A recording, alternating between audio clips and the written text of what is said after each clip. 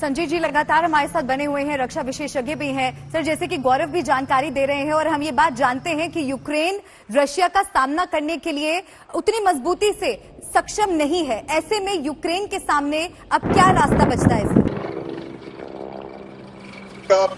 गौरव बिल्कुल वहीं पर ग्राउंड पोजीशन से रिपोर्ट कर रहे हैं और जिस प्रकार से उन्होंने कहा बिल्कुल ठीक कहा। यूक्रेन में आज की तारीख में सक्षम नहीं है यूक्रेन, क्योंकि रूस जो है महाशक्ति है, इसमें कोई शक नहीं। यही कारण है कि अमेरिका और पश्चिमी देश यूक्रेन की सैन्य मदद करने के लिए राजी नहीं है और आएंगे भी नहीं, उनको मालूम है। और रूस लगातार जिस प्रकार से उन्होंने यूक्रेन के सीमाओं पर अपने 2 लाख सैनिकों को तैनात कर रखा है अति आधुनिक हथियारों के साथ, ये साफ दर्शाता है यूक्रेन जो है वो उकसाया जा रहा है पश्चिमी देशों के कारण। और अब मुझे लगता है कि ज़ेलेंस्की जो है इसमें पुतिन उनका कॉल नहीं ले रहे हैं और जो फ्रांस की पहल है वो भी अब नाकामयाब हो गई है, क्योंकि अमेरिका और पुतिन भी बात नहीं करना चाहते हैं। तो ऐसी हालात में मुझे लगता है यूक्रेन ने अपने आप को देखते हुए कि वो पुराना एक सोवियत यूनियन का ही साम्राज्य था, रूस का उसके साथ पारंपरिक संबंध है और ज्यादा नुकसान नहीं होना चाहिए। मुझे लगता है कि यूक्रेन ने अब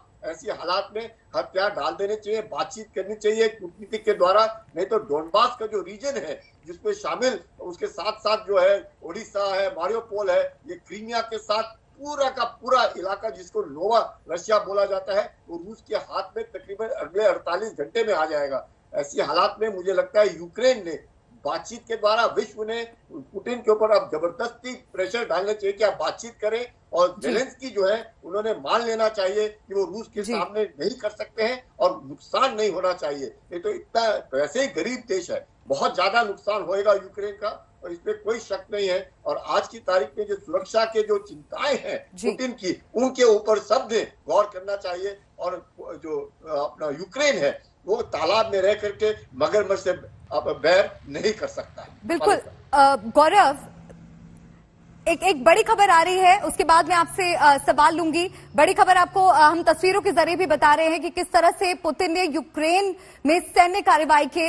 आदेश दे दिए हैं। उन्होंने कहा है कि यूक्रेन अगर पीछे नहीं हटता है तो जंग होकर रहेगी।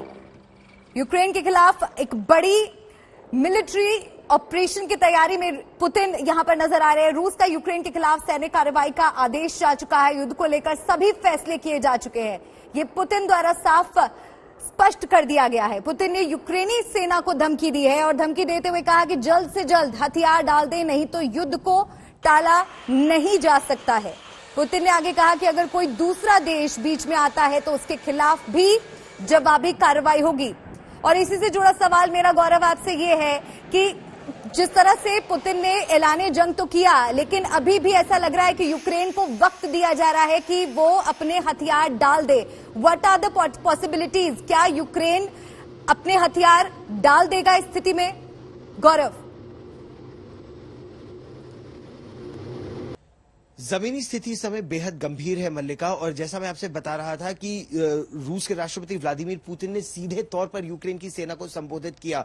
इस सीधे संबोधन का यही अर्थ है कि बातचीत अब नहीं होगी, बातचीत का वो दौर गुजर गया है। और जिस तरह का information warfare, intelligence information warfare रूस यहां पर कर रहा है कि जो तस्वीरें आ रही है कि डोनेट्स्क के क्षेत्र में, डॉनबास के पूरे रीजन में जिस तरह से रूस की सेना, उनकी बख्तरबंद गाड़ियां, उनके टैंक, उनका तोपखाना, उनकी मिसाइलें पूरी तरह से लग गई हैं, यह दिखाता है कि वो एक ओवरवेलमिंग मिलिट्री सुपीरियोरिटी जिसे कहा जाता है, उसके पास एक बहुत ज्यादा फायर पावर है, सैन्य शक्ति है। और अगर उस सैन्य शक्ति का इस्तेमाल करे तो संभवतः कोई देश, किसी और देश का उसके सामने टिक पाना खतरे से खाली नहीं। जो और देशों को चेतावनी की, आपने बिल्कुल सही बात की, वो North Atlantic Treaty Organization, NATO देशों को यह चेतावनी है कि वो अपने सैनिक भेजने की का दुस्साहस ना करें इस क्षेत्र में। और सैनिक भेजने का मतलब केवल जमीनी सैनिक नहीं, बल्कि लड़ाकू विमान भी हैं और इंटेलिजेंस ऑपरेशंस भी हैं। अब बहुत तरीके से रूस अब ये कोशिश कर रहा है कि बिना ज्यादा जानमाल के नुकसान के इस क्षेत्र पर अपना वर्चस्व कैसे स्थापित किया जाए। और ये रूस का जो कदम होगा वो केवल डॉनबास तक सीमित नहीं रहेगा। हम लोग इस समय मारियोपोल, जो यहाँ का सबसे बड़ा शहर है, रेल हेड है, वहां पर आए हैं अपनी रिपोर्ट्स को भेजने के लिए, क्योंकि जो सीमा सीमावर्ती इलाका है, सीमावर्ती इलाके में कई बार सिग्नल्स नहीं मिलते या कई बार मिलिट्री ऑपरेशंस के चलते वहां पर सिग्नल इंटरनेट के कम या बंद कर दिए जाते हैं। लेकिन शहर पर भी अब खतरा मंडरा रहा है। इस तरह की बातें हो रही हैं, जो सीमावर्ती इलाकों में गोलीबारी होती है या गोलाबारी होती है उसकी आवाज यहां शहर तक भी आती है। तो इसीलिए तनाव लगातार बढ़ता जा रहा है। रूस अगर पूरे डॉनबास को अपने कब्जे में करेगा तो जिस तरह से उसकी सेनाएं तैनात है, तो उत्तर में बेलारूस से लेकर ये जो सी ऑफ अजोव है यहां पर दक्षिण में, पूर्व में, तो और जो क्रीमिया का इलाका है दक्षिण में, उस पूरे क्षेत्र से रूस की सेना को और उनके जो एयरबोर्न ट्रूप्स हैं वो भी ऐसा सुना जा रहा है तैनात है। तो अगर ऐसी परिस्थिति है तो रूस जैसी महाशक्ति के सामने किसी देश का टिकना लगभग असंभव। गौरव, अशोक सज्जनहार जी भी हमारे साथ जुड़ गए हैं इस चर्चा में, फॉर्मर डिप्लोमैट हैं। अशोक जी, जिस तरह से जंगे ऐलान पुतिन द्वारा किया गया है विश्व शांति के लिए, आप इसे कितना बड़ा संकट मानते हैं? मेरे विचार से द्वितीय महायुद्ध के बाद तो मैं ये कहूंगा जो सबसे बड़ा संकट है।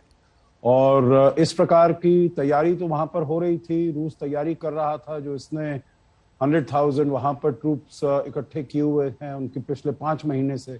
और मैंने पहले भी आपके चैनल पर भी कहा है, जो ये केवल जो उसने अभी हमला किया है और केवल यहाँ पर जो 2 क्षेत्रों में उसने अपना आधिपत्य जमा लिया है, केवल उसके लिए नहीं होगा, उसका गेम प्लान और भी ज्यादा आगे बढ़ा होगा। उसने वहां पर करीब 30-40 हजार बेलारूस के सरहद पर उसने तैनात किए हुए हैं और दक्षिण में भी उसने तैनात किए हुए हैं। तो मैं तो कहूंगा जो ये विश्व शांति के लिए बहुत ही बड़ा खतरा है। परंतु अब अगर कोई और देश आते हैं, मेरे विचार से इतना देशों ने तैयारी की ही नहीं हुई है, परंतु जो आजकल के मॉडर्न समय में, आजकल के हालात में इतना ज्यादा अपनी ताकत के साथ वहां पर अंदर आना, और क्योंकि ये तो उसके सरहद के साथ मिला हुआ है, रूस की सरहद के साथ मिला हुआ है, और जो देश हैं यहाँ पर, यूरोप के जो देश हैं, उन्होंने अपनी सिक्योरिटी में इतना इन्वेस्टमेंट नहीं किया है। वो अपना नेटो और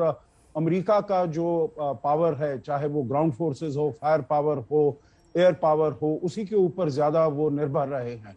तो इसीलिए इन देशों ने अपनी सुरक्षा में इतना कुछ इन्वेस्ट नहीं किया है। तो उनके लिए रूस के सामने खड़ा होना बहुत मुश्किल होगा। मेरे विचार से ये जो सेकेंड वर्ल्ड वॉर के बाद जो नक्शा आया है, नक्शा बदला है, जो करंट जो कॉन्फ़िगरेशन है मैप का इसमें यूरोप का, उसको पूरी तरीके से बदल देने का इरादा किया है रूस ने। और मेरे विचार से ये बहुत ही चिंता का विषय है, न केवल यूक्रेन के लिए परंतु total balance of power in Europe आगे चलते हुए।